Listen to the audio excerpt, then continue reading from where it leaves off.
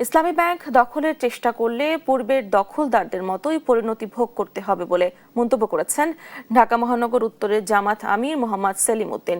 বলেন, জামাতের সমালোচনা করা যেতে পারে, কিন্তু এ দলের মতো সেবামূলক প্রতিষ্ঠান গড়ে তোলা অনেকের পক্ষেই সম্ভব নয়।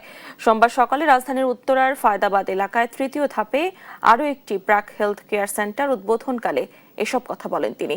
বলেন, সরকারের উচিত ছিল ইসলামী ব্যাংকের কার্যক্রম অনুসরণ করে সংকট থাকা ও দেউলিয়া হয়ে পড়া ব্যাংকগুলোকে পুনরুদ্ধারে উদ্যোগ নেওয়া। আমরা এই দীর্ঘ সময়ের ভিতরে দাবি করেছি যে 8% বাজেটের 8% যখন বলি ভাই এই কাজ করেন না, এই কাজ করলে অমুকের পরিণতি, কারণ ক্ষমতাসীনদের চরিত্র। দখলদার হিসেবে যদি ইসলামী ব্যাংক দখল করতে আসেন, দখলদারদের সাথে মানুষ যেরকম আচরণ করে আপনাদের সাথে সেই আচরণই হবে।